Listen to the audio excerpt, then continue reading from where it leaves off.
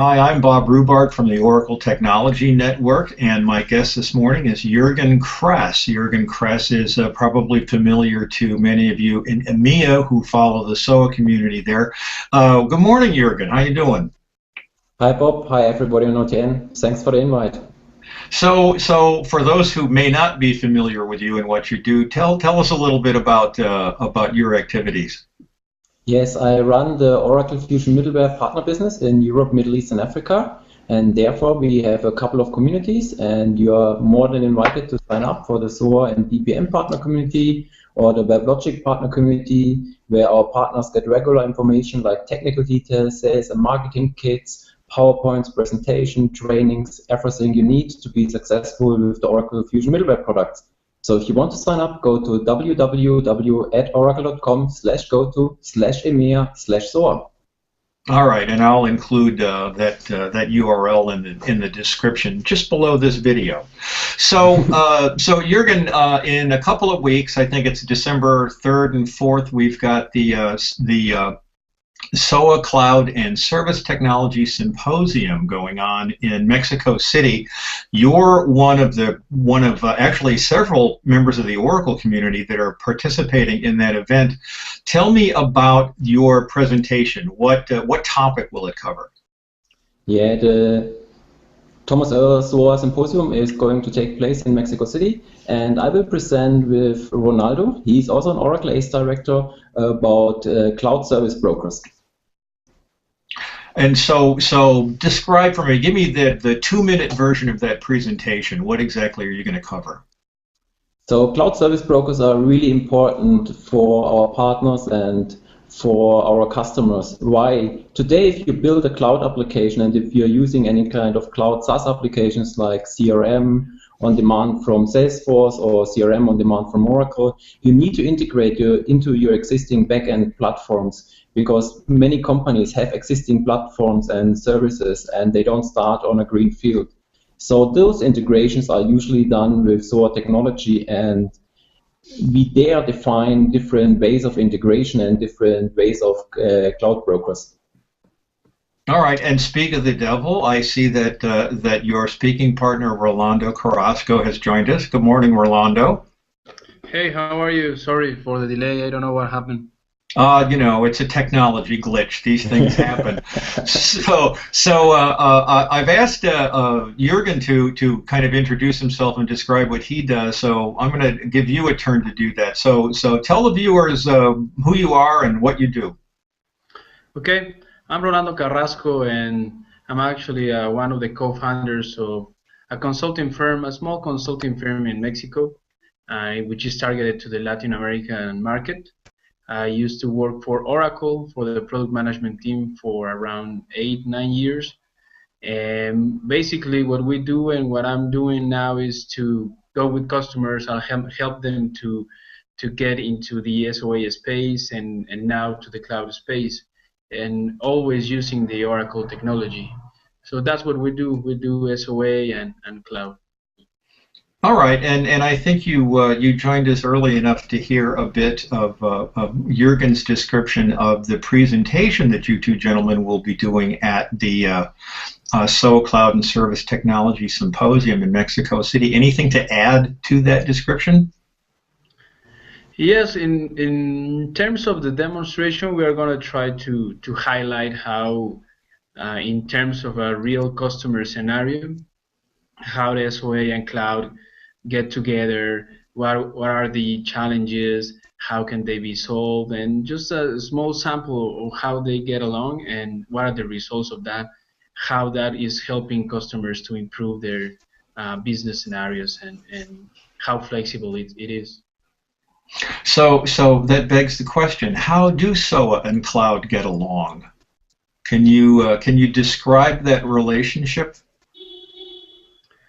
Well, yes. I mean, for example, in terms of a software as a service product, and every time you hear about a software as a service product and there is a challenge to get integrated with it, every time you're going to hear about services, because those services are the ones who are going to make you the integration with the product in terms of, for example, adding a customer, adding a product. So those are services that are going to be published at the side of that software as a service product.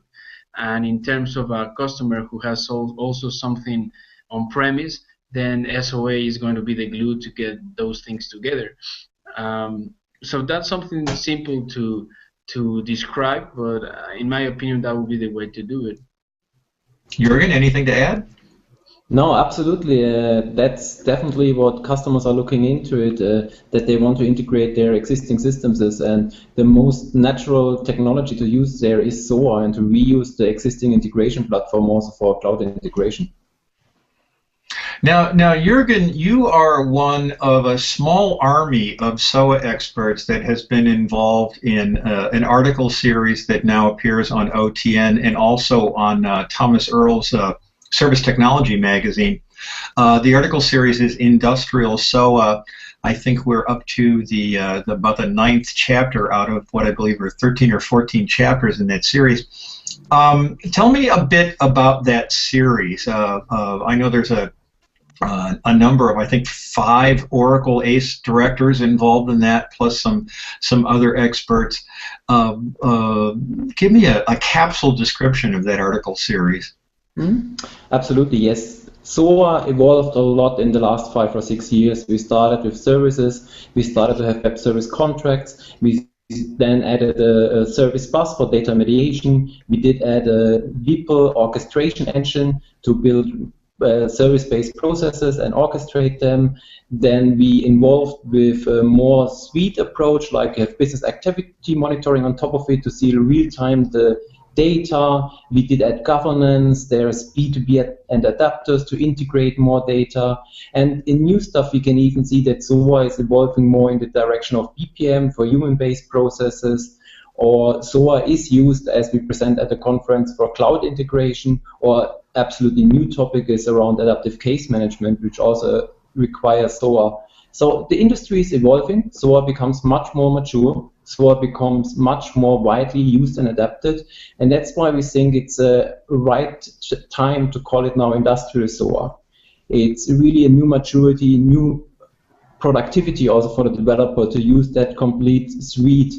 And we wrote an article series at OTN, and it's also published in the Service Technology magazine. And we will also present a couple of those presentations at the symposium. So it's a great opportunity to talk to us, and you can see also the symposium is a little bit similar shaped. There are different tracks. There's a track on the symposium about cloud computing, one around big data.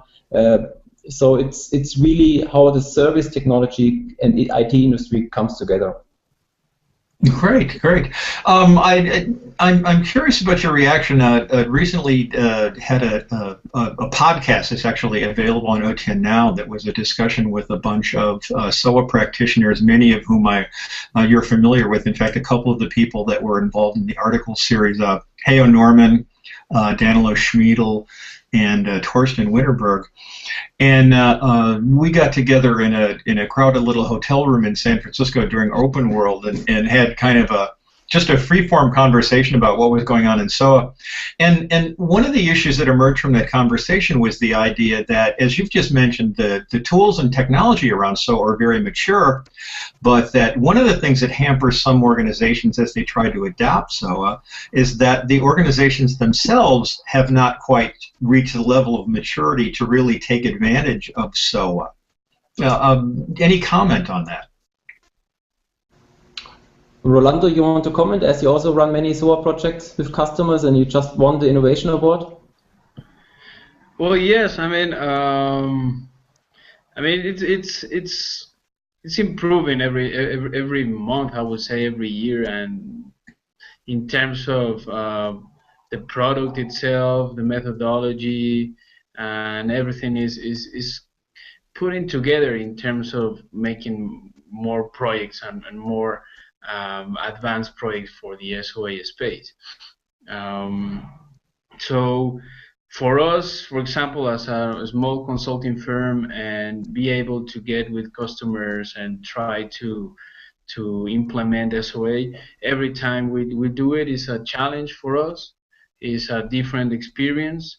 There are many challenges in different industries, but SOA is always making the difference for making innovation and trying to get a better business scenario for our users, because all the demands on the market, all that stuff is pushing the customers to be more flexible. So for us, the tools from Oracle are great. The methodology and the way SOA works is fantastic for us, and that has given us the opportunity to work with different industries, and every time is a different experience, but at the same time is keeping improving our SOA skills.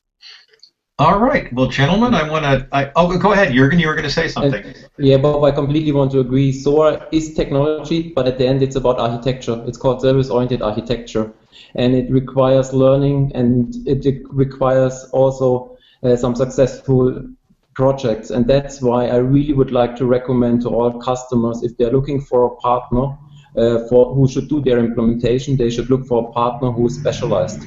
Oracle has this program of specialization where we certify the partners who have done successful implementations and who have certified consultants on the technology, and customers can look them up at oracle.com/specialization, and they can look up each local partner who is in this listing and on the website. And those partners, if they have done a successful SOA project, it's much easier for them to duplicate such a success. All right. And with that, gentlemen, I want to thank you for spending time with me. Well, it's morning here. I think it's morning for you, Rolando, and it's afternoon sometime for you, Jurgen. This whole international time zone thing gets confusing.